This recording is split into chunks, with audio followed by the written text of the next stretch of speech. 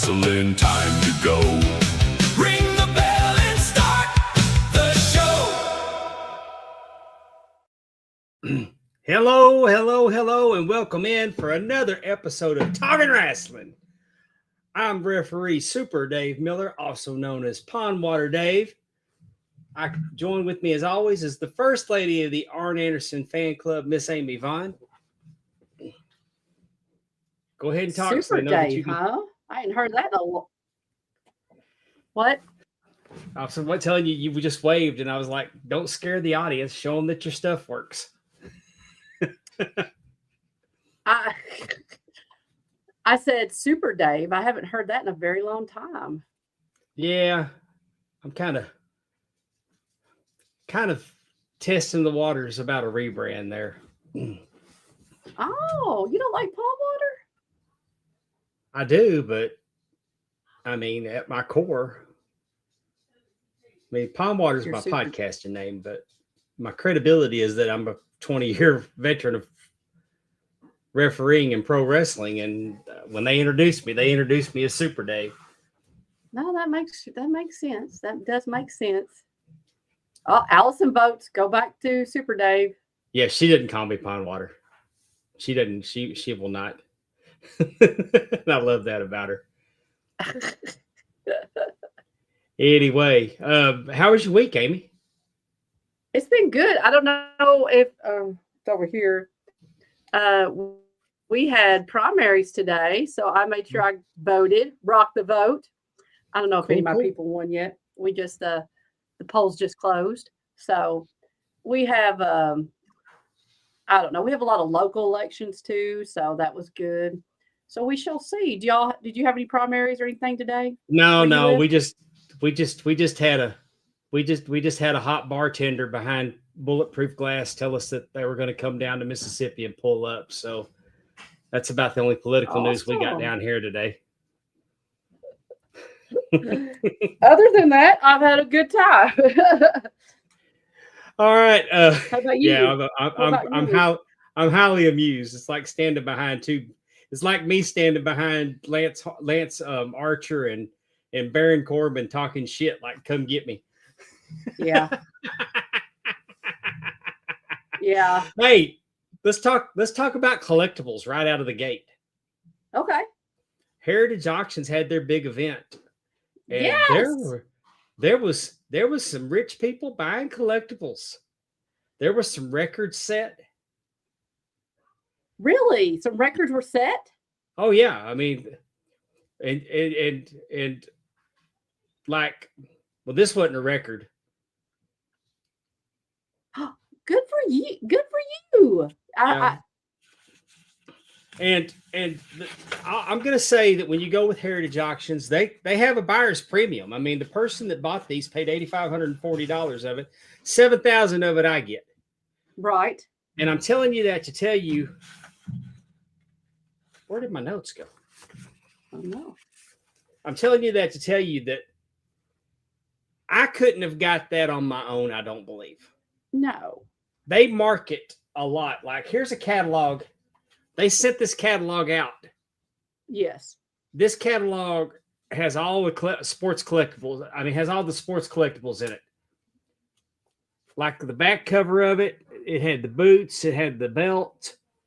On the front, it's got Clyde Drexler autograph on a jersey. Yeah. But they send this catalog out. But then they sent this catalog out that's even thicker. And this is nothing but cards. These are all card auctions. That's crazy, isn't it? And my wife does catalogs for a living. And she said these are very well done, very well produced. And she was really impressed at the speed in which they produce them. I bet. And so what I'm saying is that the buyers premium, they market a lot. So, but I'm giving you these prices because this is what the actual collector paid for this item. Right. Then we're going to move on to the single Stone Cold Steve Austin knee brace. That's wild. How much did the other one? Wasn't there one before that's been sold? The one that WWE sold went for around $58,000. And it was just one of two. Right. From his retirement match. Well, it was his last match against Kevin Owens, his last match so far. But what I'm saying is, this one is, to me, this one had more history because he wore this at WrestleMania 13, WrestleMania 14, WrestleMania 12. I mean, this was the only one he had. So he wore it through all these big time matches. Right. There's history on this piece. And it went, and this, I believe, is the record for a Stone Cold Steve Austin collectible item. Really? Okay. And then the WCW United States belt, ring used, Sting, Austin, Rude, Vader, Steamboat, just to name it, Dustin Rhodes, just to name a few, $158,600, which would be the largest publicly sold belt. There's rumors that the AWA inmate belt went for more than that, but somebody in Japan paid Bockwinkel for it. But I mean, as far as what the public knows, this is it, and this set a record. I mean, what an incredible amount of money for a wrestling belt. And you don't know who bought it. That's not a. I don't know who bought that. I know who bought my trunks. He's already reached out to me. And I've done business with him in the past. Oh, cool. Years, like 20 years ago. So my trunks went to a very good home with someone that appreciates the history of world-class wrestling. But I want to show you, but this has caused the belt world, a lot of, the belt hobby is up in arms over this. Really? Yeah, they go. You stop it. They say, stop it with this picture. You're killing the hobby. The regular belt collector can't get their hands on these one-of-a-kind ring-used items. I'm here to tell you, I would be willing to bet, back to that kissing somebody's ass in the middle of the street and giving them 20 minutes to draw a crowd. If that belt would have been listed publicly for $20,000, you might have had one, maybe two people jump up wanting to buy it. Right. But the typical belt collector, the majority of the ones that are making the most noise about it, talking about this is bad for the hobby, they're not a player in it. They weren't gonna buy it anyway. So, I mean, I got tickled at one fella. Let me go. Hey, Bober's here. Hey, Mark, what's going on, Mark? We got all the TNA top 10s here. Darren Staley, Ginger Griffin. Hey, Miss Ginger. I hope that everything's good with you. Andrew's 100% into it's pond water. And Willie Thornbrew. Now I'm going to go back to what I'm saying.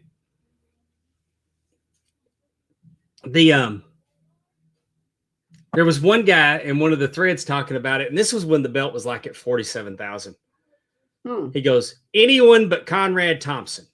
And I got tickled. Jesus. And I told him, I said, well, fella, technically you're going to get your wish. Right. But I mean, why not? Why not? You don't want the guy that lets everybody hold them and see them. I mean, if WWE gets them, they're behind glass. You ain't never going to touch them. Right. How did he feel knowing that Conrad was the owner? Did he say anything about that? Yeah, he tried to pivot. Pivot and then just says, well, why is he selling it? Why not? Because the guy told him it was worth $150,000 to $200,000. Exactly. Did he have a reserve? So the reserve 75,000 was the reserve. So is that what he was getting paid for? No. It means that if he didn't get at least 75, it wasn't going anywhere. Right, but you said your reserve was 7,000, and that's what you're getting. That's what I was asking. Well, yeah, because I didn't get a bid above that. I thought you said that. Okay, I don't know it. No, I wouldn't have got less than 7. I got you. If it had gone up to 10, I'd have got 10. Right. Well, what is reserve? You set a reserve price because you're not letting it go for under that. Right. Like if y'all can't do no better than that, I'm gonna keep it. Okay. I thought so. How does Heritage get paid for all they're doing? Do you pay On up the buyer's premium. This belt went for $130,000 to the seller, and Heritage made 28.6 on it. I gotcha. And they marketed. I mean, that's how they get paid, is on the buyer's premium. Right. Yeah, you got to be careful when you bid on stuff, because you may think you're bidding 1,000, but there's going to be a 22% buyer's premium put on it. I gotcha. Did you come in, Capone? Okay. So Capone doesn't like storms, so he's in here with me now. No, Sorry. Don't blame him. I don't really like storms either. I know he's not like that. And then we got one boot from Hulk Hogan's match with Vince McMahon at WrestleMania. $183,000 That's wild. for one boot. That is wild. And hey, there's arguments that these are manufactured prices. These aren't legitimate auctions. Well, how are they not legitimate? Because I know I'm getting paid. I know Conrad's getting paid. I know the guy with the knee brace is getting paid. What does that even mean? Why would it be artificial? Why are people like this? Why would it be artificially like that? Okay, I'm gonna tell you. It's believed that WWE jumped in on that $1 million Hulk Hogan boot. That either WWE and Fanatics ran the price up on it. And to create a larger market, to get the prices up. I mean, any business would do, anybody right? selling this stuff it's a win. I mean, right. Hey, yeah, if somebody jumped in there and manipulated the price to get me more money, then I'm here for it. Right. What are you saying, Andrew? Oh, okay.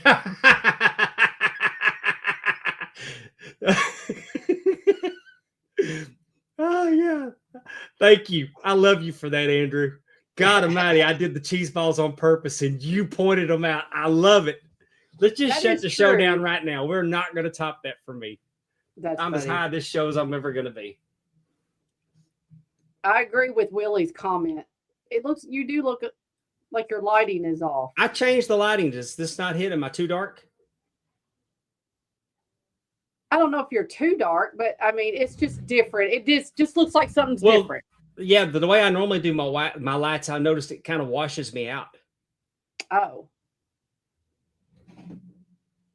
I mean, I think it's fine. It was different, you know. And Allison likes it. I'm trying something new, but I felt like I was washed out a couple weeks ago. I did this last week, and I thought it looks more natural. Where was I last week? I don't remember that. You got your $8,000. You're just like, woo, no. Well, Teppy did. Hey, it's her birthday. Right. Let me go back up and see what Bober said. So I hope the U.S. title wasn't what you bought Teppy for her birthday. No, sir. No, sir, it wasn't. It was not. That's probably wise of you. Yeah. I can't get away with buying me something and saying I got it for her. That don't work. That very smart man. You've been married long enough to know that does not work.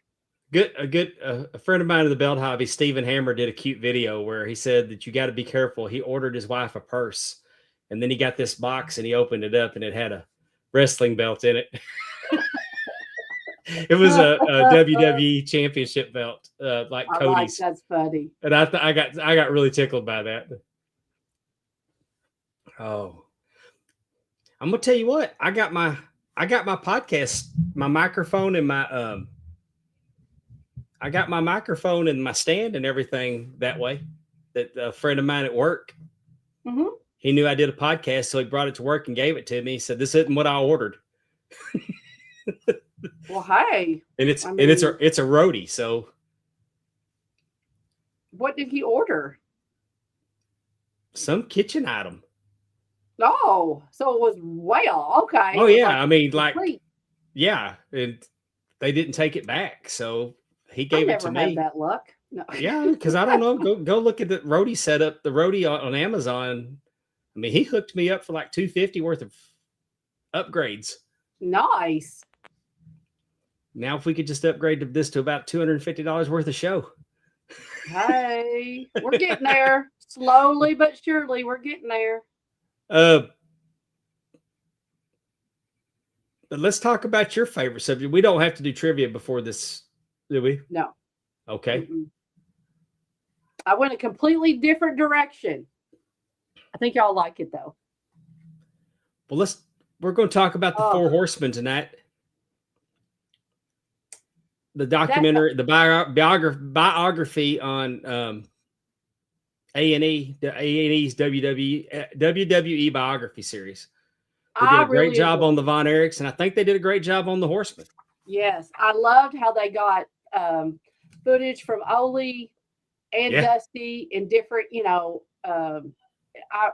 I enjoyed this. I really did. Imagine that. I enjoyed this. I just wanted, since we were doing that, I wanted to show off my picture of the Four Horsemen signed by all of them. I like that. My comic book cover signed by them. And then I've got one with Luger.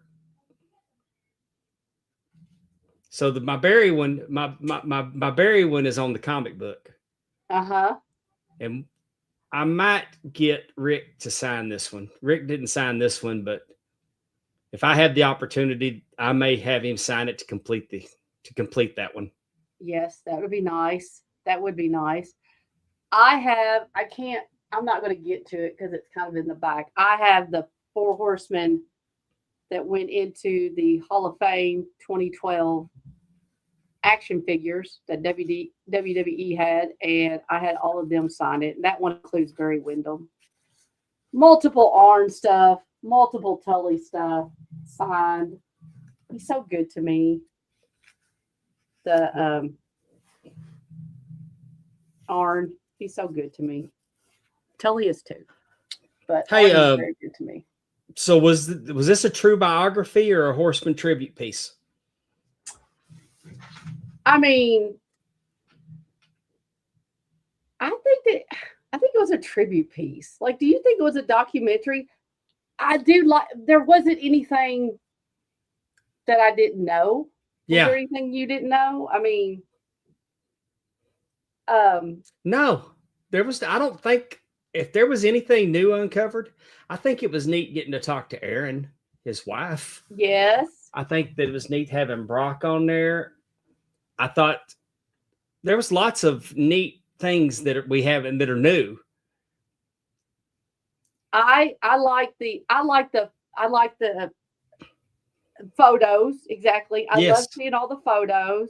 I love seeing Tully Blanchard in the prison doing his prison ministry, like kind of showing some of those aspects. They showed him from January 2005, and that's the first time I met him. And I wasn't in prison. I met him in the airport in Dallas. Both of us were heading to Tampa for a wrestle reunion. That's funny. I had a friend that does prison ministry also reach out to me because he was like, "You're never going to believe this is how I even knew he did this."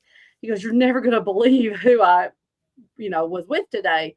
And he said, Tully Blanchard and how Tully wore his robe, which he does in that, and just talking to them, I just thought it was a nice tribute piece. Very nice.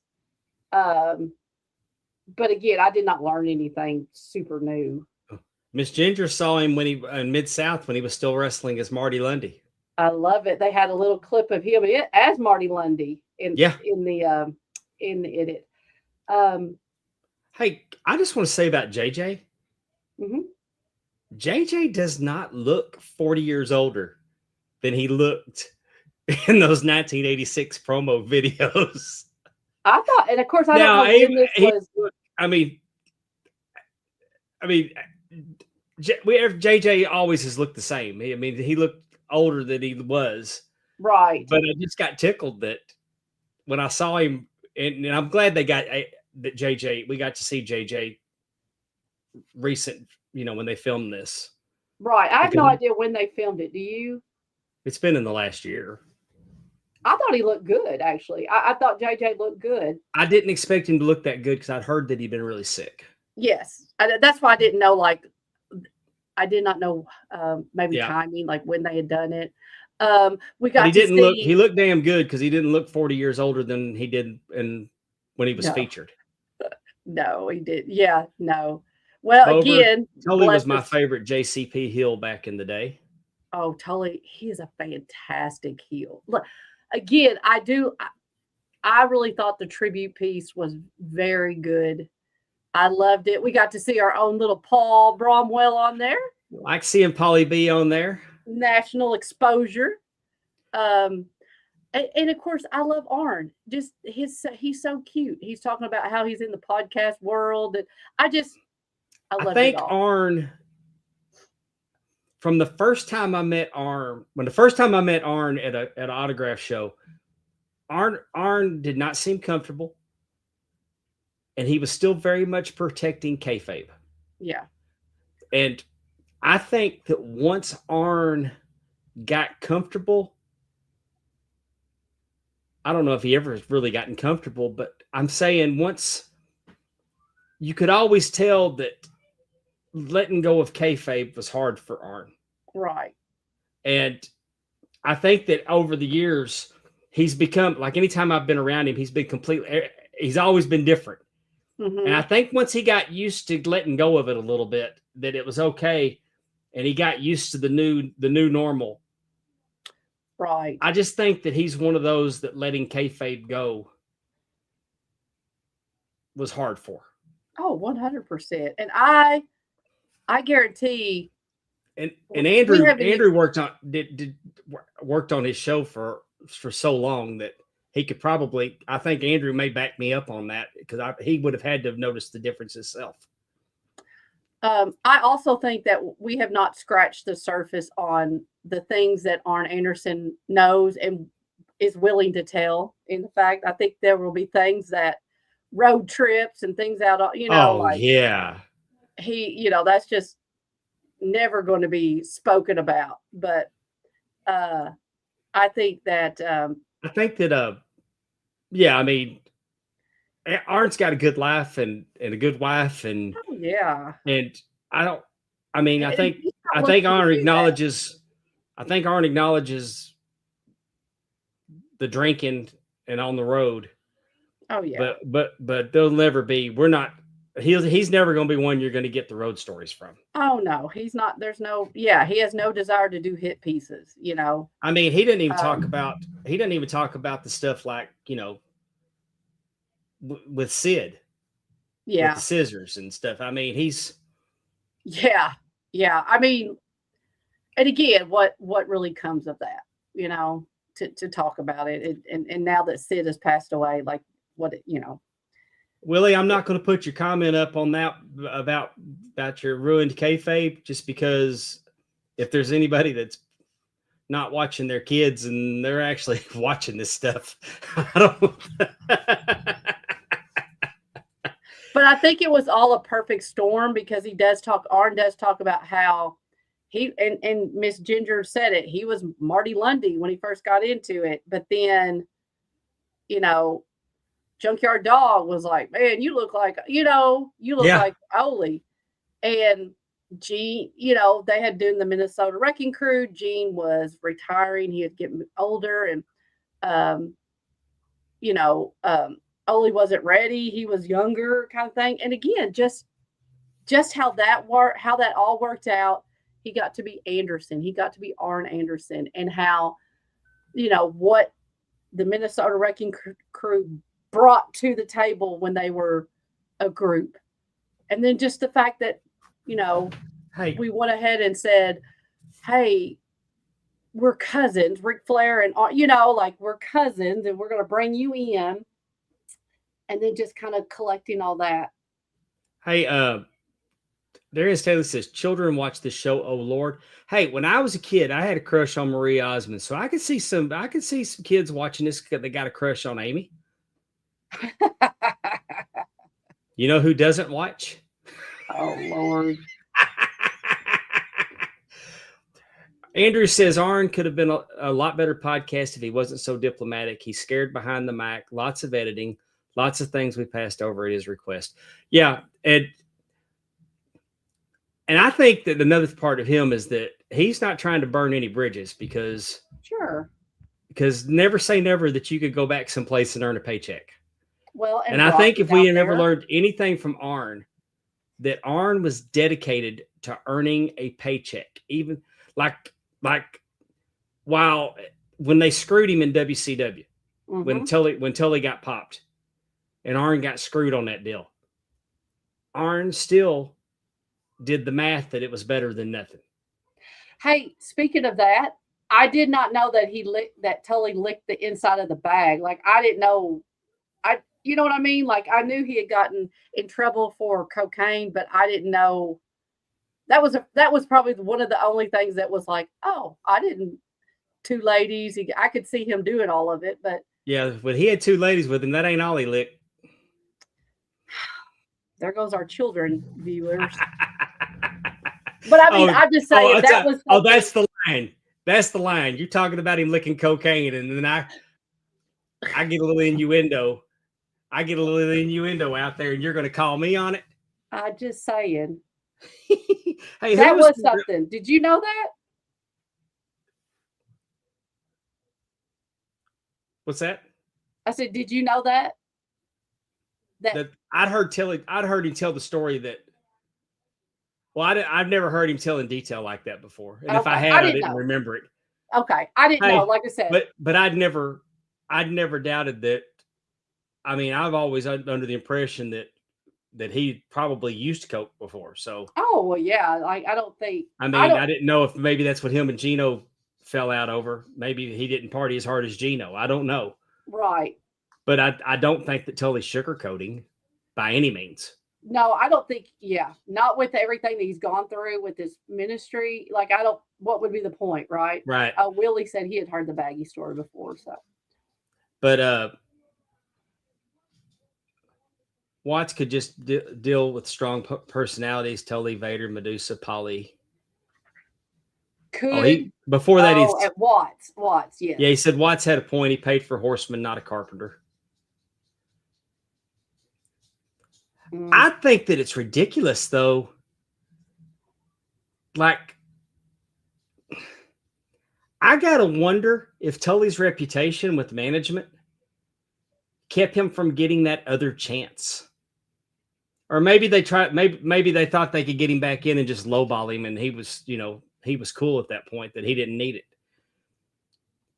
I just think it's always been strange that. I mean, I'm not throwing stones. I'm glad he's in a good place, but look how many chances Jeff Hardy's got. So, I mean, you caught the Iron Sheik and Hacksaw Duggan, and they still. Right. So, I'm just saying that I'm wondering if there's more to the story why Tully never got that second chance, and God knows they needed him. It sounds like to me a personal vendetta, don't you? Like, I think Tully would say he was a Did womanizer. Watts have heat? Did Watts have heat with Joe Blanchard? I don't know. I mean, it just seems like to me that getting one test that you didn't get any redemption. You know what I'm saying? Right. Especially when you're as good as Tully Blanchard was. 100%. Who do you think was the real MVP of this documentary? Do what? Who do you think was the MVP of this documentary? What do you mean MVP?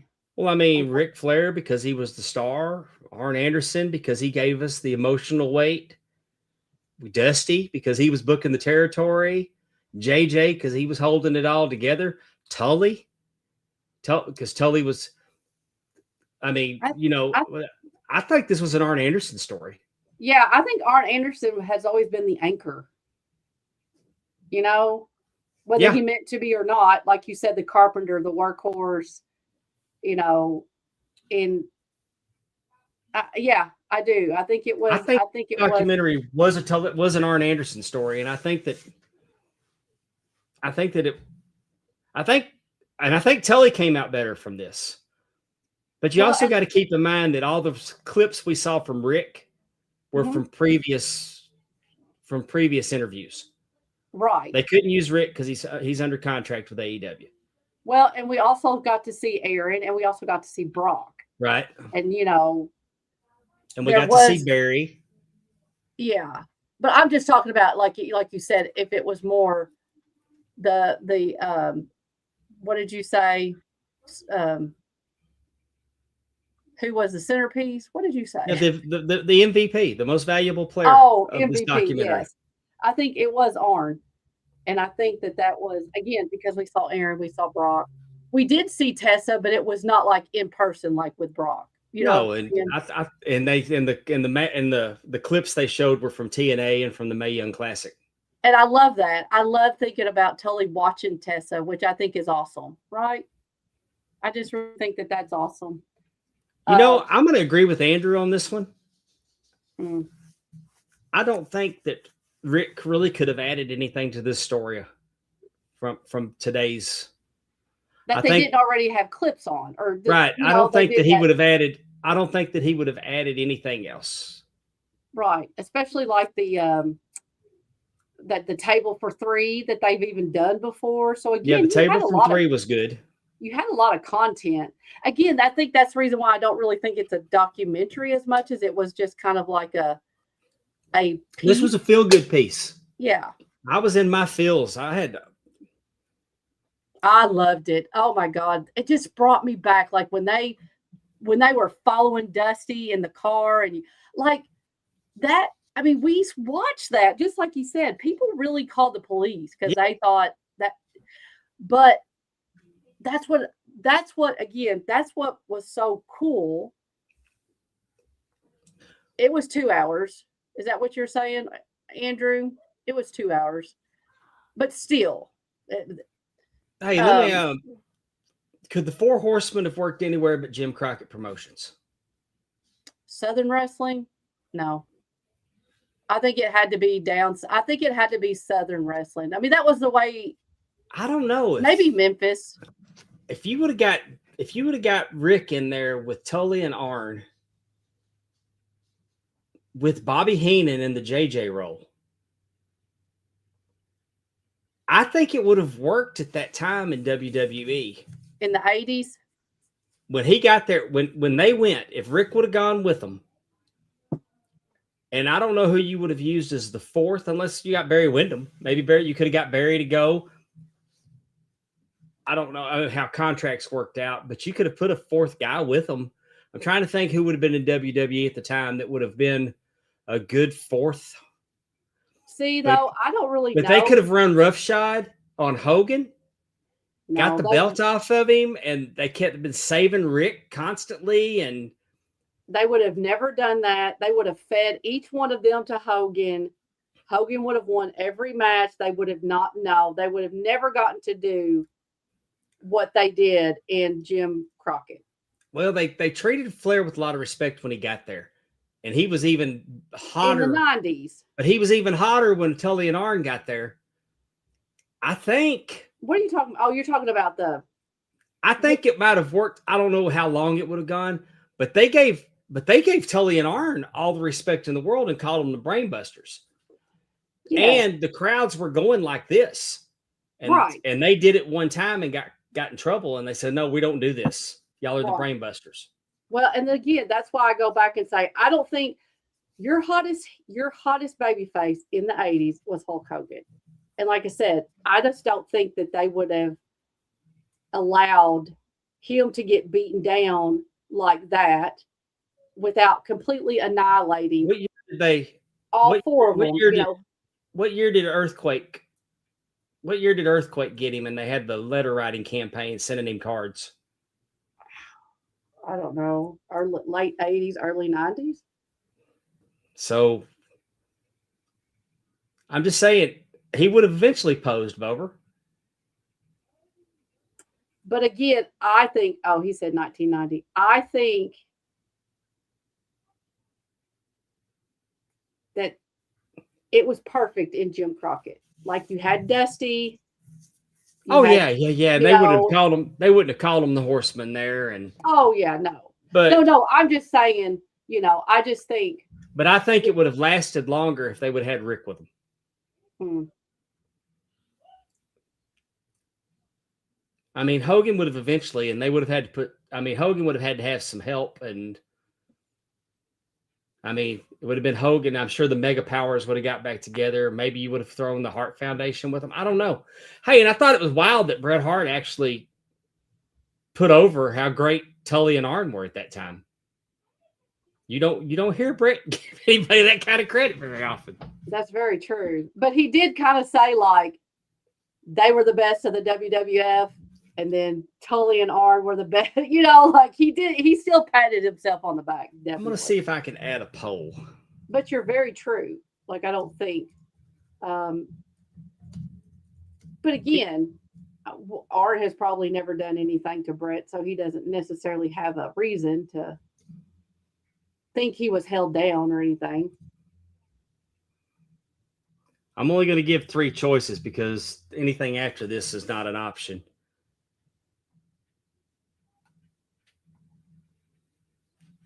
I've got this going.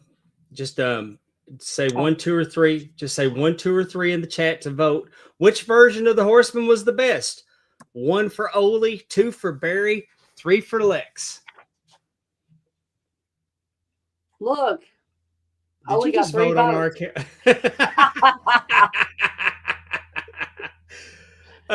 Only got 4 votes, just like that. I'm going to tell you, this is a hard one for me, Amy, because I want to say Ole. The original was the best. I love the Minnesota Wrecking Crew. I can see them working the arm, holding them, the knee to the shoulder, driving them to the mat. But God dang, Barry Windham was so good. I agree. I'm not my Midnight Express argument. It's 1 and 1A. Yes. With no disrespect to Lex. But my God, I mean, my heart wants me to say the original with Ole. But my mind tells me it's Barry. Because Barry Windham was just so damn good. He was good. And I'm not taking that away from him, but I just think you don't.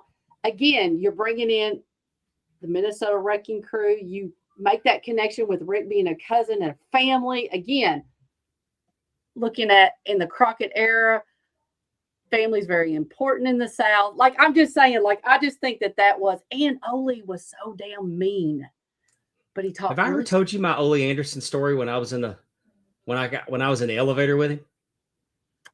In Charlotte? Yes, but tell me again. I feel like I've heard this, but tell me again. And I had been drinking, so I was brave. But we were in the elevator, and I just looked at him. I said, Ole? And he goes, yes. I went, I love you. Yes. Now I remember. And he goes, well, I love you too. Ole had a very much of a, like how Jake the Snake Roberts was, as in he talked very slowly. He very quietly, like he didn't scream and holler. He got excited, but like he was very much like, I know people. Ole like told that. me that when Ole told you he was going to break your arm, you believed Ole was going to break your arm. 100%. That's what I'm saying. There was no credibility issues with Ole. No, 100%. And I just prefer the original. I really think that set the tone. That's who was running out in the middle of the, matches. And he came out, he'd have his blue jeans on and like it looked like he was 100% coming, running out from the, watching from the dressing room, or, hey, they're out there and, coming. Like I said, that is my favorite. Those are my favorite. Hey, Darren, try voting again and just put the number 1 and no commentary so I can see if it changes it, because I don't think your vote was counted. I think it only registers the number. I could be wrong. I've just.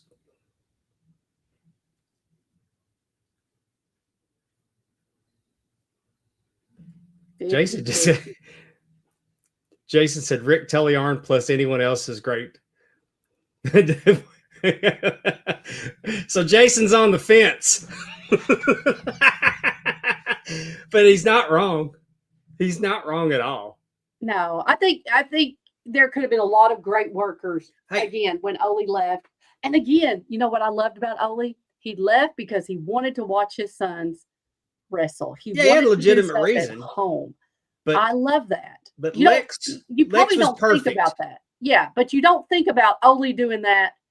You don't think about Ole loving his kids. You know what I mean? Like you think about him as this crotchety old man, probably. But he left so that he could go watch his kids wrestle. I love that. Well, and I think using Lex right at that moment, the way they used him, I think that was perfect because it set up the story. That Lex wanted to be a horseman. Then Tully took an issue with his snot-nosed kid. And that was good. And then back to Ole, though. Because I'll see something and I'll forget. So I'm not, if I try to circle back, we ain't never circling back. Do you remember when he brought in Arn and he turned and he really wasn't turning on Thunderbolt, but he was trying to tell Thunderbolt, this is how it's going to be, and I don't want to hurt you. Yes. Yes. But he told him I will. Yes. Blood's thicker than mud or something. But I mean, but just that exchange, letting Thunderbolt know that Thunderbolt was fixing to tote an ass whooping. Well, and he was calm, and you know what I mean? Like he wasn't screaming and losing his mind. He was just, like you said, he was telling them it the way it was. And if he didn't like it, I agree with Jason that Gino would have been a perfect fourth horseman, but we're going to have Jason on in a few weeks, and we're going to talk about old wrestling. We're going to talk about world class, but we're not going to talk about the Von Erichs and the Freebirds. We're going to talk about everybody else. I like it. And just because we do know a lot about them. Yeah, because last time Jason was on, we could have gone 5 hours. I know. And we're going to do that, and that's a great premise to talk about everybody else. So I'm going to table where I think Gino would have gone as a horseman until we have Jason on, because I got theories. So let me ask you a question. Can I ask one question about this, since it is talking about the horseman?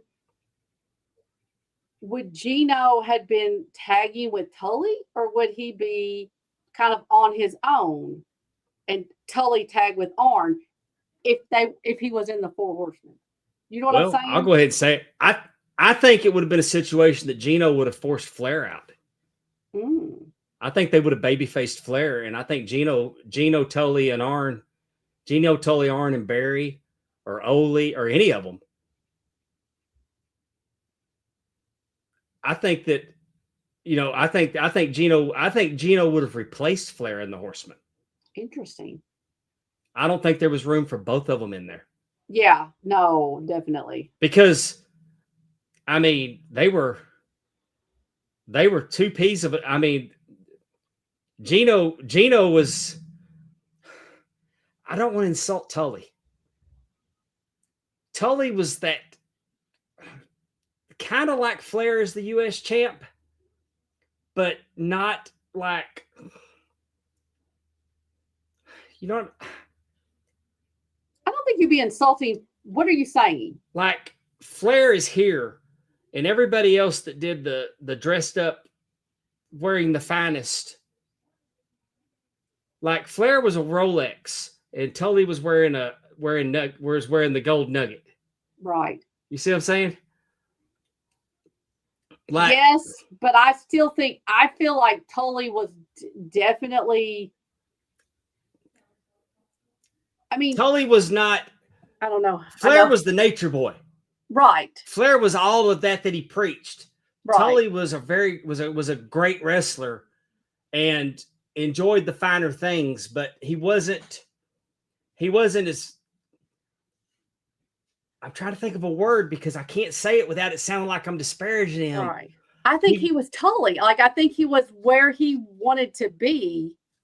Like, he wasn't trying to be the nature boy, but he liked the finer things. Like, I do think he had his own style. Rick was like Frank Sinatra. Rick was like Elvis. Rick was like Michael Jackson. You know what I'm saying? I mean, Rick was that much higher than everybody else. Sure. But I do believe in my heart of hearts that Gino Hernandez had that same thing that Flair had.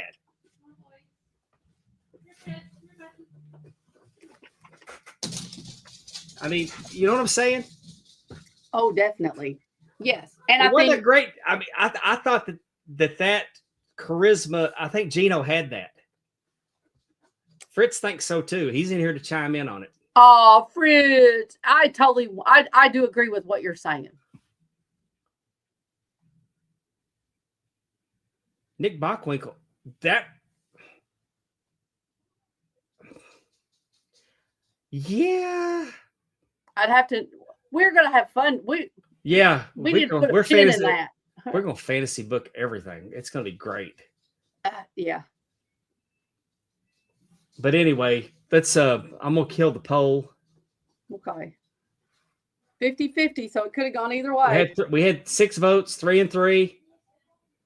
I didn't get to vote, so it was 4-3 for Ole.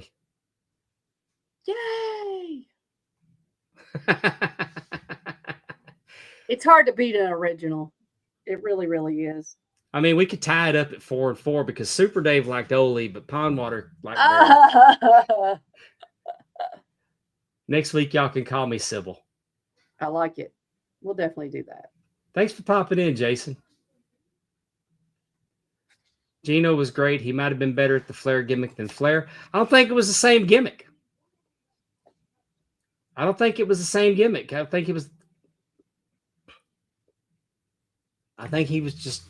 a different kind of gimmick. Like, how was it different? I still think it was, you just sat there and said, like, the Michael Jackson, Tom Brady of football, Ric Flair was. I didn't think that. I doubt very seriously that Gino Hernandez is going to think that he wasn't better or that he couldn't be better or he wasn't, you know what I mean? Like, yeah, they were both braggadocious. Yeah. And could, back it up. Whether it was with the faction or, everybody come out and beat it up. And that's another thing for whatever reason. I'll save all that with Gino for when we talk about him. It's just. Yes. It makes me so sad that Gino ended the way that he did and when he did. Yep. Yeah. Did the Horsemen influence every major faction after them? Oh, 100%. I think. Cool Heels? They were definitely I could argue the Freebirds might have been Cool Heels before they were. But the Road Warriors were Cool Heels. But the Horsemen, because then the NWO became Cool Heels. And then they had that gang mentality that the Horsemen had. And I do think that the Horsemen kind of had a brotherhood and they had each other's back and they proved it time after time after time. And I think Did you ever feel like the NWO had each other's back other than Hall and Nash? I always feel like it was Hall and Nash and they tolerated Hogan. I think maybe before it expanded to what it was. You know what I'm saying? Like the gang mentality kind of thing. I think when it was just Hogan and Hall and Nash, yeah, definitely think Hall and Nash were closer. But and when X-Pac, when he came in, but like when it started getting like 50,000 people, no, it was just, but I do think in the beginning you could argue that with the NWO. With the original 3. Yeah. But Andrew makes a good point about the NWO. Oh yeah. problem with the NWO is there was never going to be a payoff. Right. Well, and again, that was like, I mean, we never did see Ric Flair and them try to take over Jim Crockett. Like Yeah. you know what I'm saying? I don't know how successful that was. No, they didn't have to try to take over. They let everybody know that they were. They took all the credit for it. I mean, but you had great people like Magnum TA and Dusty, eventually Nikita. You know, you had all these great people that Sting, like they could work with. That was kind of a representative of that, of Jim Crockett kind of thing. But yeah. Was Lex Luger helped or hurt by being put in the Horsemen? I don't think it really helped him. What do you think? Maybe I'm just the opposite. I think it did help him. I think it gave him some instant credibility.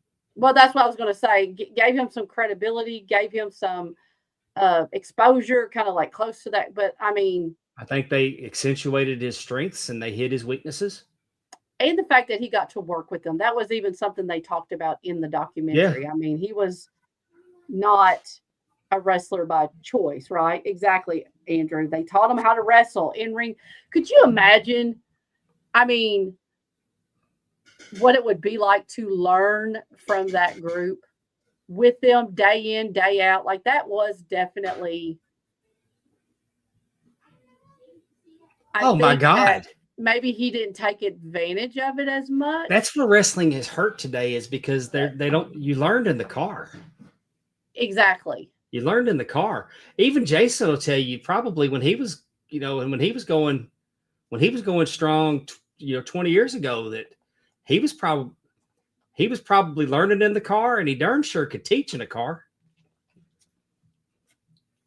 Heck, his daughter's got a great understanding of the business. So, I mean, you learn in the car. I mean, I truly believe 100%, that. 100%. And you're right.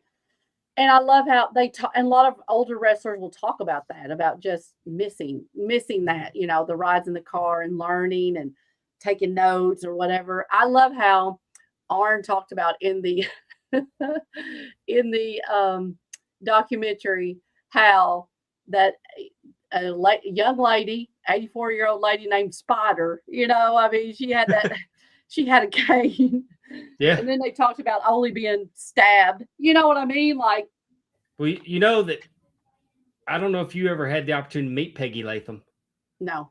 But Miss Peggy, she saved Ole's life. Oh, 100%. She was a nurse, and she saved his life. He got stabbed really bad. It almost killed him. Yes. Oh, yes. I've heard that time that it was in the newspaper, that newspaper clip, and the first thing I thought is that Peggy Latham is who saved his life. And again, I love how the 84-year-old young lady named Spider, who always came to the show, cracked him with her cane.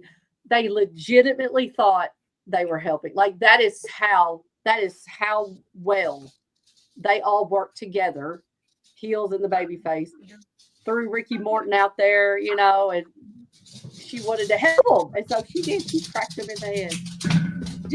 I just can't even imagine what that would have been like. Come on, Bucky.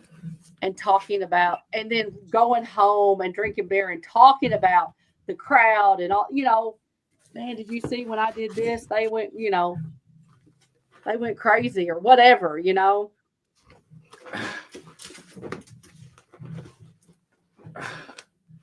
I'm getting attacked by winter dogs. I know. We're talking about the Horsemen and this gang mentality, and I'm being double teamed by Fritz and Bucky.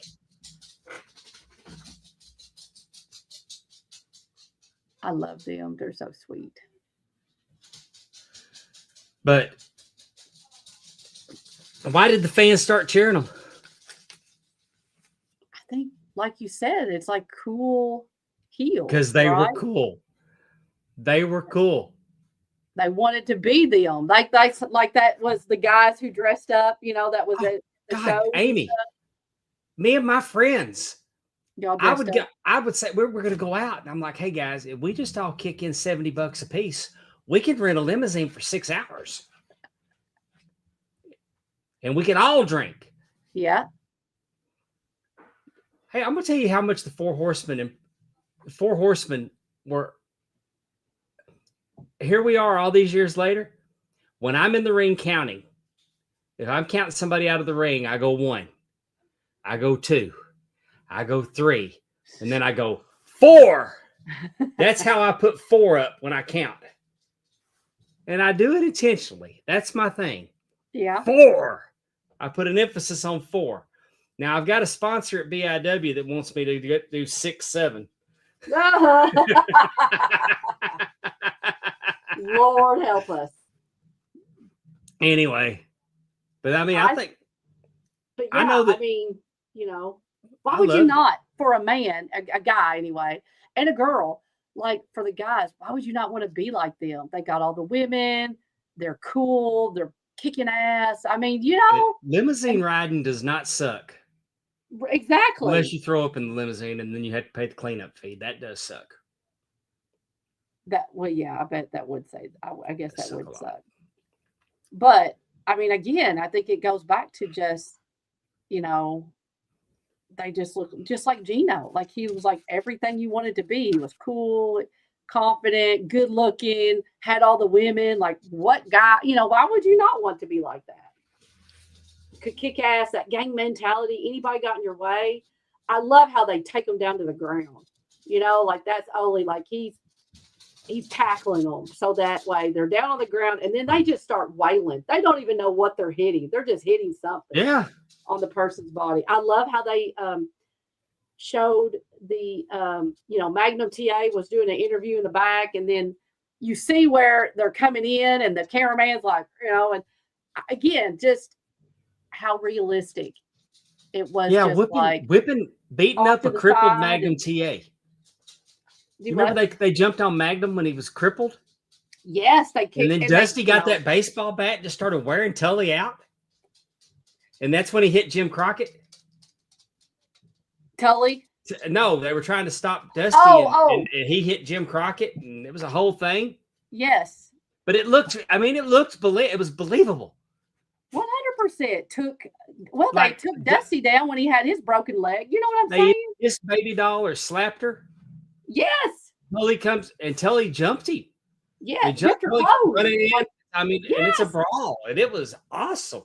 That's why I'm with you 100%. I love it. He ripped her shirt, and again, Tully just come out of nowhere.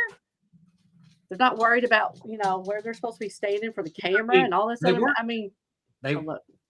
They weren't chicken shit heels. They were badasses. 100%. If they were begging off, they were just begging off to give the other guy a chance to circle around and get you. Exactly. They weren't scared. Oh, that was awesome. And then, we talked about Tully, and I like the part with Arn at home. Arn fired up the computer. Arn got those boots out and gave them to Brock. Yes. I have a shirt. Brock has a shirt with those boots on it, and it has the Andersons, and it has Arn, Brock, and CW. I have that shirt. I like to wear it on occasion. Let me tell you what, Brock is.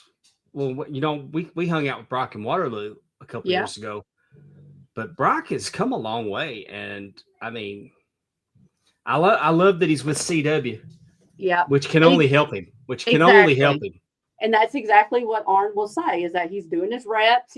That's the only way you're ever going to learn is getting out there and doing it and working with people. And again, like you said, I think he said that on his podcast too, working with CW, like you're only going to be able to get better.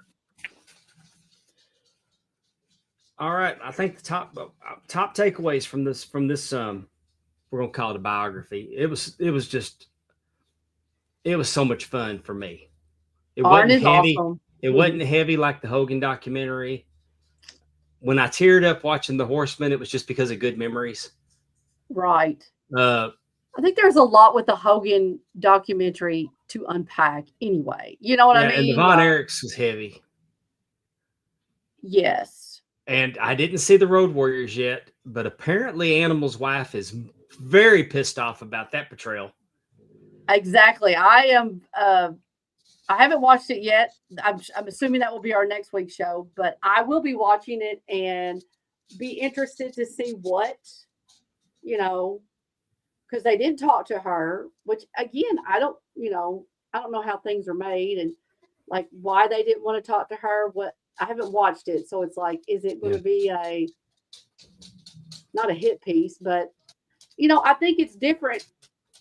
I think you have to talk about the things that the people in the documentary want to talk about it, or you're not going to get to do it. You know what I'm saying? Like if they didn't have Tully and Arn like for real talking, and we just put a bunch of clips together, that wouldn't. Well, I think she's calling bullshit on what his friends were saying about him too.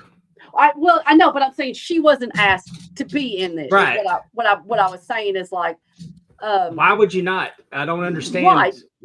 Unless there's heat with Laurinaitis family. I don't know if her brother-in-law has anything to do with that.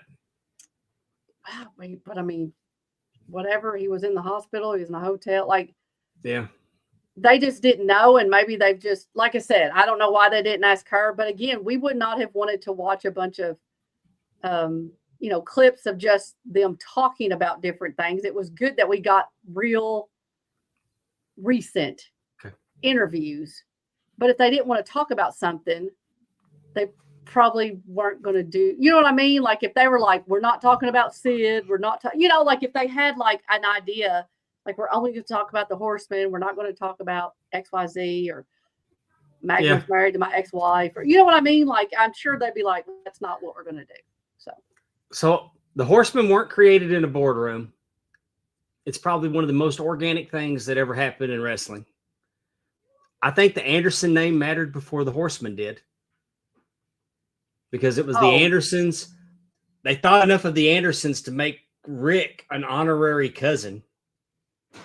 And especially because Ole was doing booking in Georgia. They were from Minnesota. So they were hitting several territories. He had been in Florida. So, I mean, And there was a legacy, with Lars and Gene. And yes. So Rick was the centerpiece, but not the whole engine. I think you're right. I think it was definitely more focused on Tully and Arn, especially Arn. But I thought we saw a lot more of like what life was like for Arn and Tully versus Rick. And Dusty Rhodes was the perfect opposite. And Magnum TA was even in the documentary. But I could have seen Magnum being a Horseman. Could you imagine the buildup when Magnum finally turned on Dusty? Very true. Yes. You could have slid Magnum TA into that fourth Horseman role very easily. Definitely. The violence felt different from WWF. Two very different products. You weren't. I mean, even with Andre, why Hogan's why, and even with that, it was a completely different. Even the coconut to the head was different than what. Right. When they were breaking Dusty's arms and, tied him up, followed him, like that was different. Man, that followed him into a parking lot and beating it. That was something. And I still remember. The cameraman Dusty going, "You better make it good." And I don't think people in the North got that, because there was always talk that when people go back and look at it and they're thinking that they just caught Dusty giving them instructions on camera. No, and when you're getting your ass whooped in a fight in the South, it's like, hey, you better make it good. Exactly. Yeah, you better make it good. Me. Yeah, you better hope you kill me, because if you don't, I'm going to kill you. I mean, yeah. Again, War Games was built. War Games was built for them. War Games. Poor little Arn always had to be first. Yeah, but I mean. But he was the workhorse. He was the carp. I mean, that was his role. You found a way to pull off 8 and 10 man tags. Yep. Every villain needs a hero, and Dusty was wrestling's John Wayne. Definitely for Crockett. Yep. Barry Windham may have been the best fit replacement. That's without a doubt. I think that's a good takeaway. Yes, of all the ones that have been. Definitely. All the incarnations. And I think that puts a bow on this one. I loved it. I highly recommend it if if you didn't watch the Horsemen, if you have no clue, I mean, and you're just seeing clips over the years, I mean, I think Evolution is the closest thing to the Horsemen that's ever been redone. I liked Evolution. Again, I think that Evolution was such a great story. I liked Evolution. I think that's the closest recreation to the Horsemen that's ever worked. I didn't realize Arn named them. Did you? I don't doubt it. Yeah, he said that he came up with the name Evolution. And I'm gonna put a bow on it with. That's not what I'm doing. I'm putting a bow on it with that. The diamonds are forever, and so are the four horsemen. 100%. I would say you're probably, if you know anything about the Horsemen, I don't feel like you're going to learn anything. But again, they have a lot of great clips. They have a lot of great footage that's going to take you back to that amazing time of the four There's Horsemen enough new in it for the people that are diehard. You'll get a little more out of it, especially with Aaron telling her start. You know. Oh yeah, and seeing pictures and stuff. But I'm just talking about like how much does Charlotte look like her mama? Oh my God.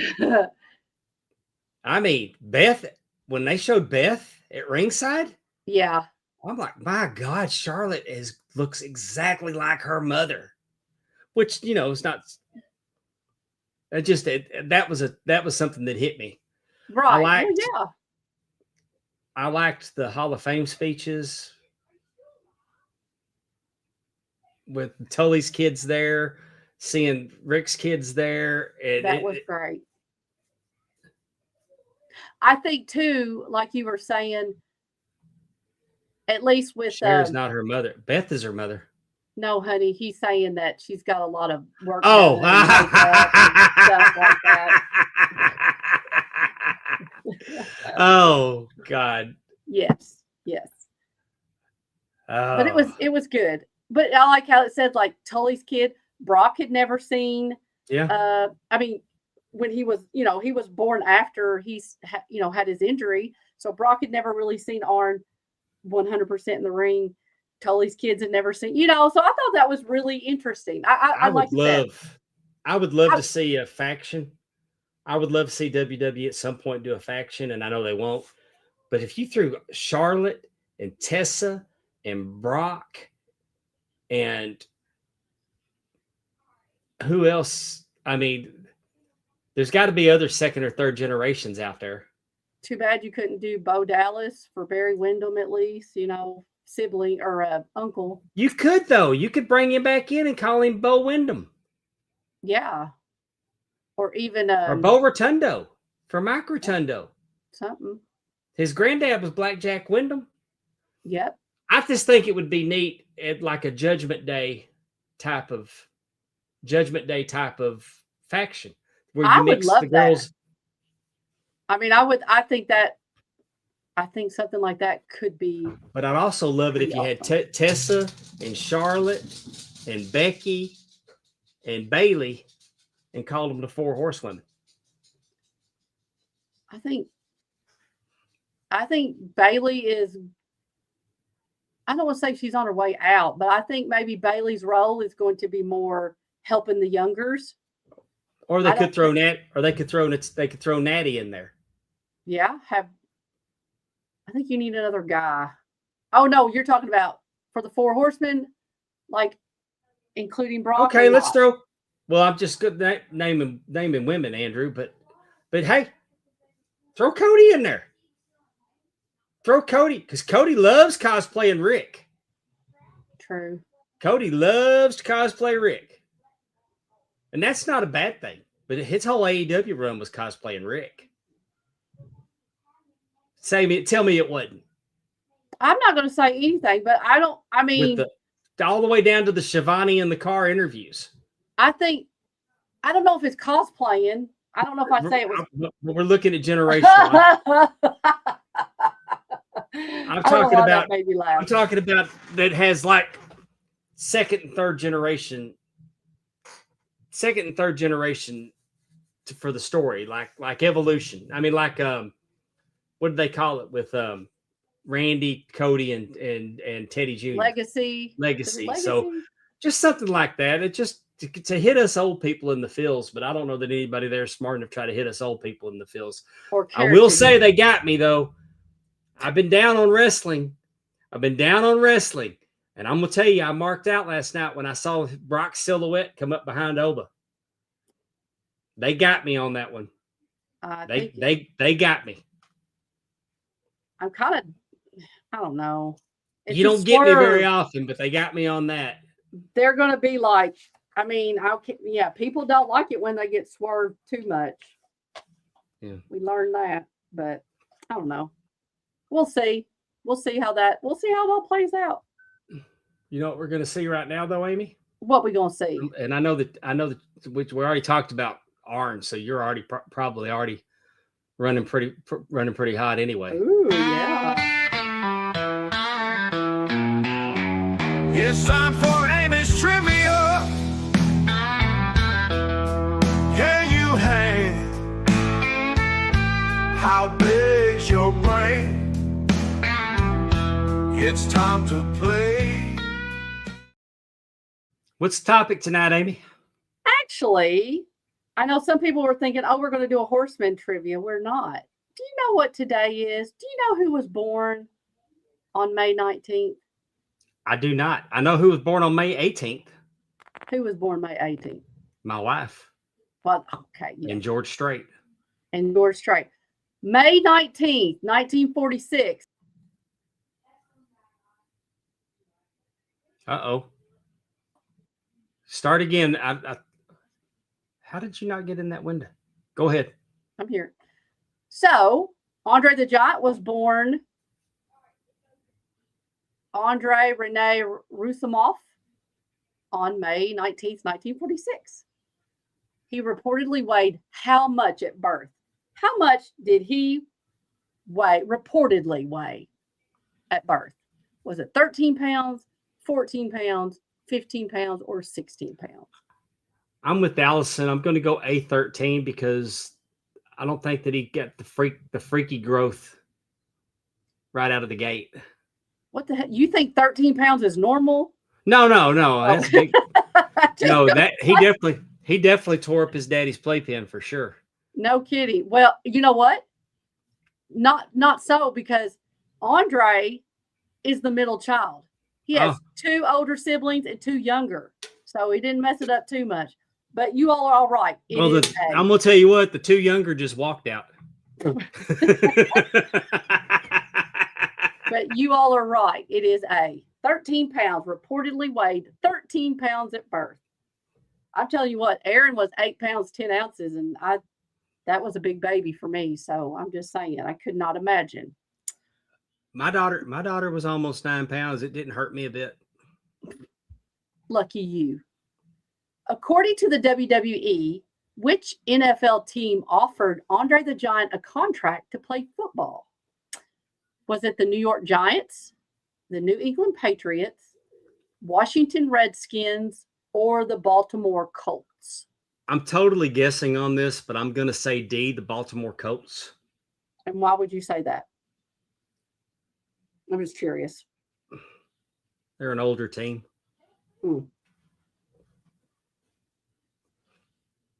Willie's going Redskins. Let's see if anybody else. Going Redskins. We'll see if anybody else takes a guess. I wish I'd have known you were going to do Andre. I would have got Dawkins in here to play. Dawkins is quite the Andre the Giant aficionado. I know. No, I'm glad you didn't, because then I would have been really stressed. I would have had to find some really hard ones. Well, I will say it was the Redskins, the Washington Redskins. According to WWE. I'm glad he didn't do that, because I never wanted to hate Andre. Right. And as you all know, Andre had acromegaly, which was his pituitary gland never stopped working, in a sense, and just continued with growth hormones pretty much his whole entire life. I believe I read he was 6'3" by the time he was age 12. And honestly, that's why we see a lot of the deterioration. He never got it clamped or fixed. It was a tumor. He never got it removed. So it just continued to wreck his body. Yeah, if I'm not mistaken, the Big Show got his. Yes, the Big Show had a surgery before wrestling that stopped his growth. So, and he's been able to, like I said, not have that continuous hormone growth or growth hormone in his body and do damage. So Andre the Giant was a character portrayed on Hulk Hogan's Rock and Wrestling cartoon, which ran from 85 to 86. Who was the actor who voiced Andre? As you all remember, I think I know this. There was a lot of voice actors. They did not voice their own voices. But who portrayed Andre? Was it James Avery, Ron Feinberg, Charles Adler, or Aaron Kincaid? Allison's saying C, Charles Adler, but I want to say it was James Avery. That was Uncle Phil. Now think about who would Uncle Phil be maybe a voice character for on rock and roll or rock and wrestling? Well, I just said I think it's Andre the Giant. Well, I'm going to say it's not Andre the Giant. I'm going to help you out. James Avery, Uncle Phil, was the voice of the Junkyard Dog. That's racist. I'm just telling you who it was. Anything about anybody. But you know what? That's not racist. Would you really want a white guy being the voice of Junkyard Dog? Have you heard him talk as Uncle Phil? I'm just saying. He talked. I don't sound as white as he sounded as Uncle Phil. You're ornery. What's your guess? What's your guess? It was Ron Feinberg. None of us were right. No, the other ones were. I can't remember. One was the Iron Sheik. One was. They all are voice actors for. There's a big name that was the voice of Hogan. Brad Garrett. Yes. I couldn't get it. The voice of Hogan. Yep. I don't know if you've ever. Did you ever just watch old cartoons when they go off and see the names that are listed, like especially the Super Friends, Phil Hartman, Ted Knight, Casey Kasem. Especially whenever, I do whenever or I'll Google it at this point because you hear a voice and you're like, is that who I think it is? Yeah. And then you, like you said, there are a lot of actors and actresses that do voiceovers, voice acting. Oh, it's an all-star cast. Just go look at the DC animated universe at the voices that play Superman, the voices that play Lois Lane. Well, and even just look at the voices that play Batman. Even Family Guy. I mean, you know what I'm saying? Seth Green, Mila Kunis. There was a lot of different people that would jump on. And I mean, you go in your core. I mean, I think it's a great gig, especially if you have a interesting voice. Yeah. That you can, that is very distinctive, and that, Ashley Tisdale was on Phineas and Ferb. She was the older sister, I think we should tell our friends over at the TNA Top 10 that we ought to have top 10 cartoon voice actors. Ooh, I like it. Maybe they'll put that down on the list if Terry's still here. He has a spreadsheet. So. Next question. Again, I'm sticking. A text. Oh, my granddaughter wants a live unicorn. Oh, okay. So I guess we got to rent a pony and glue a horn to its head. Nice. Let's not glue the horn to the head. Let's do something else. Next question. We're going to have another question about the rock and wrestling. I really enjoyed reliving this. On season 1, episode 3, titled Andre's Giant Problem, Andre tries to impress his visiting mother by pretending that he is what instead of a wrestler? A chef, a banker, a movie star, or a horse trainer? We're going to have to defer to the chat because I, to this day, have never seen an episode of Hulk Hogan's Rock and Wrestling cartoon. Oh, my gosh. Why? You just... What I have seen, though? There's... What? I don't know if anybody's gone on YouTube and saw the WCW channel and the WWE channel, but they had 80s wrestling watch party. And I saw the Madison Square Garden card from January 23rd, 1984, where Hulk Hogan defeated the Iron Sheik. And I will say that Hulk Hogan wrestled that match as a heel. He honestly should have got disqualified right out of the gate. I think we talked about how Hulk Hogan wrestled as a heel, but I mean, he did dastardly things. But sometimes now, you know how we've talked about I watch wrestling through referee eyes? Yep. Now I went back and they had Spring Stampede 94 on there with Ric Flair versus Ricky Steamboat. Yeah. And Nick Patrick was the referee. And when I tell you that Nick Patrick, the referee work that he did, they all three worked together. It was a work of art. I don't remember ever seeing Spring Stampede 94. And I'm telling you, that was so good. But just watching it through referee eyes did something completely different to me on watching that experience this time. Cool. Because I mean, I picked up a lot of little things that Nick Patrick was doing during the match for different spots. It was so cool. I go to the WWE vault a lot. You know, like they're broadcasting. It's not like it's like, I mean, it's just they're just rolling it 24 hours. Yeah. And because then I went back and it was like Spring Stampede and you had Russo and Bischoff in the back and Kidman making out with Tori Wilson. And I'm like, I didn't like this shit the first time I watched it and I turned it off.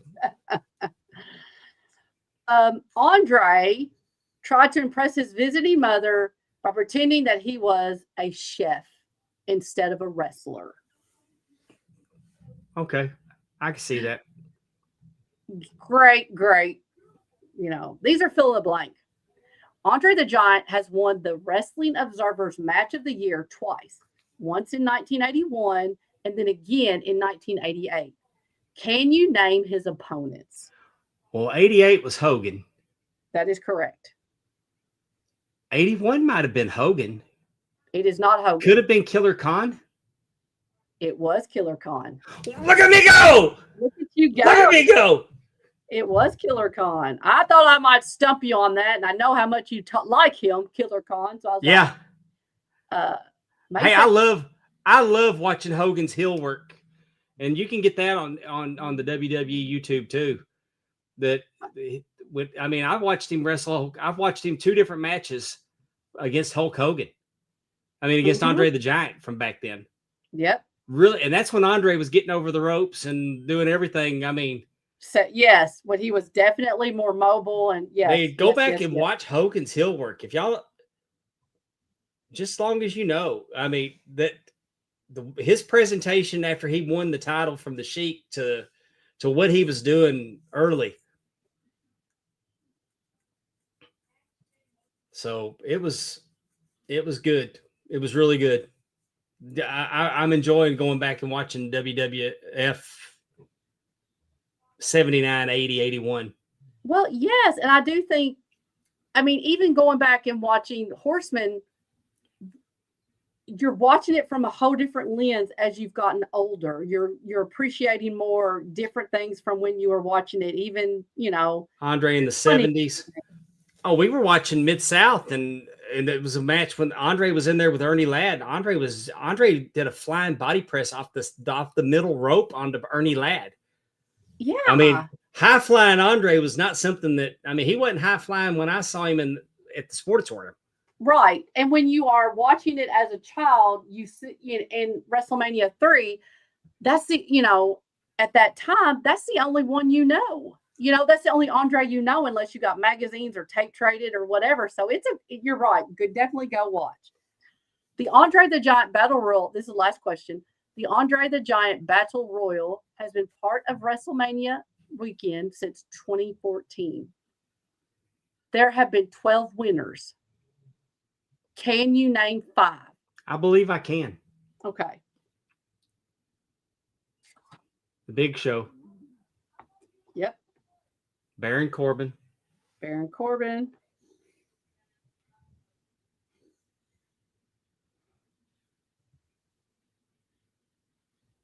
Oh, man. I'm blanking out like I did playing Jeopardy the other night.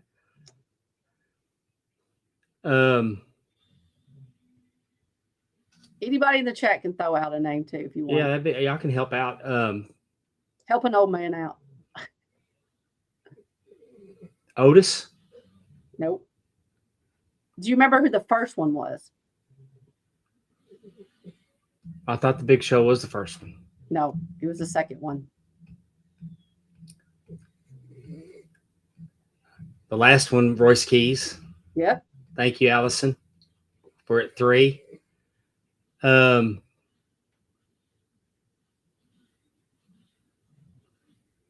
Did Big E win one? Nope.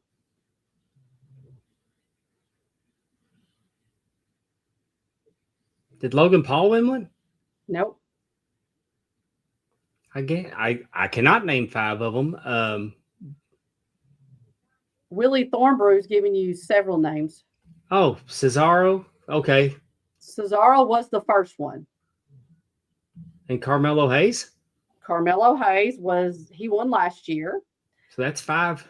So we've got in order Cesaro. Can I just go ahead and put on the final? Yeah. Does it come up? Yes. Cesaro, Big Show, Baron Corbin, Mojo Rawley, Matt Hardy, Braun Strowman, Jey Uso, Madcap Moss, Bobby Lashley, Bronson Reed, Carmelo Hayes, and Royce Keys.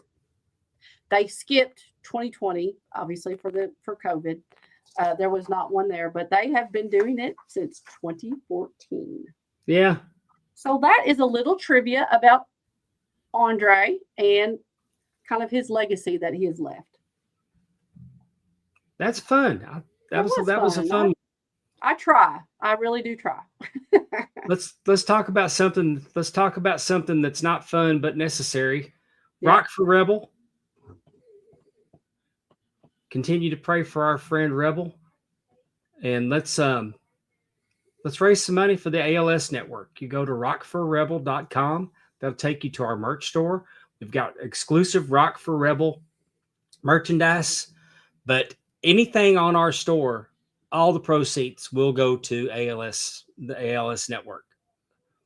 But we have then Amy got the hat, TJ's got a shirt. What'd you order? I know you said it's coming.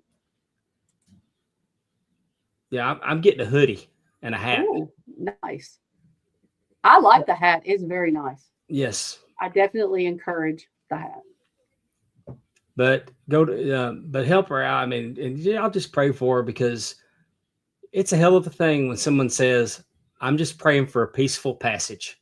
100%. That's That broke my heartbreaking. heart. That's like you've accepted your fate, and I don't accept that. I'm praying for a miracle. I'm praying for a cure. I'm praying for our friend Rebel. 100%. And y'all, let's every little bit helps.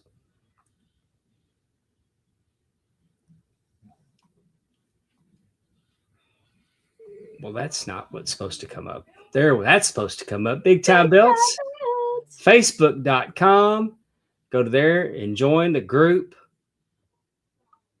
If you can dream it, he can make it. Speaking of Hulk Hogan, when beating the Iron Sheik, he can make you your own copy of the Big Green.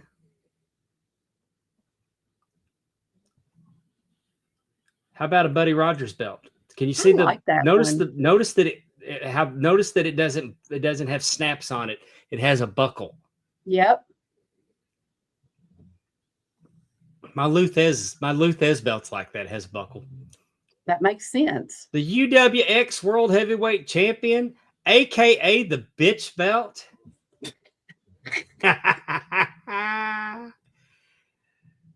Don't you? Where's it at? I didn't plan ahead. Because we all know that Russ is a bitch. Hang on. I love you, Russ. I love Russ too. I'm gonna send it to him so y'all don't think I'm talking behind his back. There's me with the Mississippi belt. I'm real proud of it. And he can do any of the state championships, any of the Southern championships, that belt was used more than Sonny in the 80s. Oh, you stop it. Do you have a dream for a belt? Is this what you drew as a kid? We can take a kid's drawing and turn it into that. I just think Big that time is belts. so cool to think about. You made your belt with, cardboard and duct tape and all this other stuff, and then you can actually bring it to life. I'll find the first belt that I designed, Mhm. the picture that I sent to the guy to make it, and the picture that came, the final product. Yeah. I've got it on a hard drive. I'll see if I can find it and just show it one week. It doesn't have nothing to do with big time belts, but I think that's just. But so I mean, cool. it's neat when you can draw something and it looks like ass, and it comes out looking like that. Yes, I mean, I just think that's so cool. If somebody that likes a good baseball team wants a belt, we could hook you up. This Orioles fan this is Birdland. This is the second Orioles belt that they've done. I like the side plates. Yeah, it's based on the winged eagle. I like it a lot. Yeah. And then a marriage belt. Nice. Yeah. They I think this is really elegant. I think it's a very elegant wedding belt. I like the white leather. And if they get to acting up, you can give them a belt shot and tell them you want a divorce. I think it's interesting. It's not a tag belt. It's a, it's a heavyweight belt. So I wonder who gets to hold it. You know what I mean? Hey, I guess I wonder how that works. But hey, if that's the way you go, you and your buddy can get one with upside down pineapples on there and be the tag team champions. We don't judge here. We just make championship belts, quality, high quality, low prices, big time belts, facebook.com. Thank you for sponsoring our pod. Yes, thank you. I think we've said it all tonight. I think so too. I am very much looking forward to the Road Warrior biography on A&E. It's obviously, it seems to be a little bit more controversial, so we will have to check that out and make sure you watch it too. But I'll watch it knowing that, I love the Road Warriors. I remember the Road Warriors just coming out and destroying everybody. Yes. And then it got to a point where you just started cheering for the Road Warriors regardless. They're from the mean streets of Chicago. I remember that, just thinking, what kind of did they? I mean. Yeah, we may talk about something else next week, but about like the Road Warriors, or you mean something different than the Road Warriors? Well, we may talk about the Road Warriors. Let's watch it. We'll watch it and decide. Okay. Why is this is not pretty sweet belt? There we go. The scenes are not working like they're supposed to work tonight. Mm. Over on Mark Out Moments, where hopefully you're watching us. If you're on Facebook, if you're on X, go to markoutmoments.net and like and subscribe to our YouTube channel. There's plenty going on here. It's not just us. There's lots of fine programming here on Mark Out Moments. Drunken Pop's doing their thing. They'll drill down on a month and a year. They'll hit all the pop culture. Sometimes they'll talk a little wrestling. Last episode was wrestling around Mount Rushmore. Mm-hmm. Those boys are entertaining. Check them out. The best show on our network, but all of us are striving to get there, is the TNA Top 10. 100%. TNA Top 10 is Andrew, Terry, and Allison. And they are really doing it over there. And this week, the top 10 is going to be top 10 worst fashion trends, which ought to be fun. Parachute pants ought to be number one, or Jinkos, those jeans that are ridiculous. Yeah. I'll tell you what is not bad, which is probably my favorite fashion trend. Lululemon pants. Big fan. Not since the Rocky Mountain jean has there been a piece of clothing made as great as the Lululemon pants. Just saying. They're doing the Lord's work at Lululemon. This past week that we did the top 10 bad driving habits. No, it was leaving the things you leave behind. Oh, yeah, it was things you leave behind. Yeah. The habit, you were on the habit show, weren't you? I know. And we watched the things left behind. Yeah. I think medication But you know, I even said that I didn't put the cell phone on there because I never forget my cell phone. And today I learned that I can do text messages on my watch if I don't have my phone, because I left my phone when I went to go pick my granddaughter up from basketball practice. Really? And I never knew that I could, without the phone being near the watch, that I could text message through my watch. I did not either. Because Stephanie asked me a question, and then I figured out that I could answer. I did not know that. I never forget my phone, so I don't either. I have forget all kinds of stuff. But I'll forget my wallet. I'll forget my key card to get in the gate at work sometimes, because I'll sit there and I'll do a mental checklist. Do I got this? Do I got this? And sometimes sometimes I'll walk out the door and I don't take my keys and I lock the door behind me. Yeah. And then I got to call Stephanie and wake her up to get her to come and unlock the door so I can get in and get my keys. But I think I am always fearful. Not that I have like a lot of medication, but I'm just saying I keep that with me. You know, there are certain things that I pack in my bag, my cell phone, my license, anything like that. Like, you don't want to. Well, I don't carry a purse, so taking medication with me is not something I do. Yeah. But I do keep ibuprofen in my truck, and I keep ibuprofen in my work truck. Yeah. Because sometimes I need to pop for them. But yeah, that's fun to see. Bash on the buttons. TJ's playing video games. He's just got through wrapping up WWEF in your house for the Sega Saturn. He just completed that series. That boy was busy. I'm on vacation this week. I might crank one of these out. Awesome. Loose and 4 is not a thing. I need to change this. But on the Dav Network, Double Dropkick Podcast, this Saturday night, it's me and Kevin Davenport.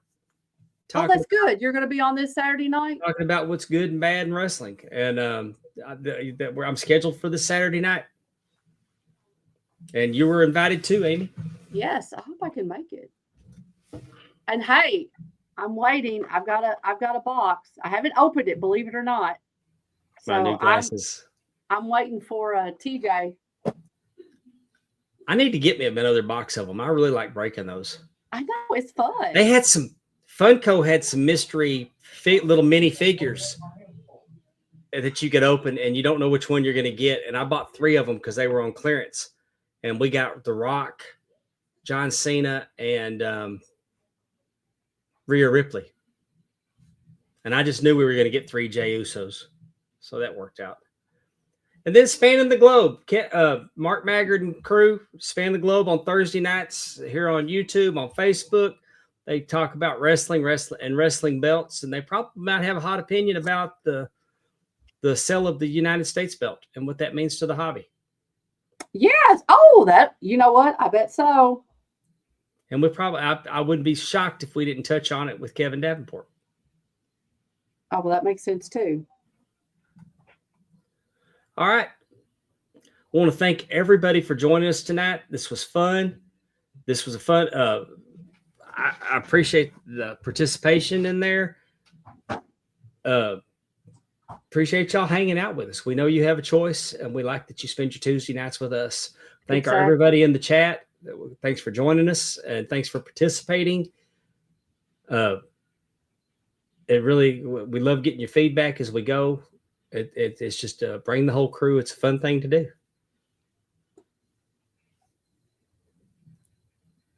That popped you? No, I was just thinking of something. It's like we are. I was thinking about Arn. Oh yeah. Sorry, my face. For the first lady of the Arn Anderson Club, Amy Vaughn, I am Super Dave Miller, and we will see you next week on Talking Wrestling here on Mark Out Moments. Good night. Talking wrestling, time to go. Thanks for watching our epic show.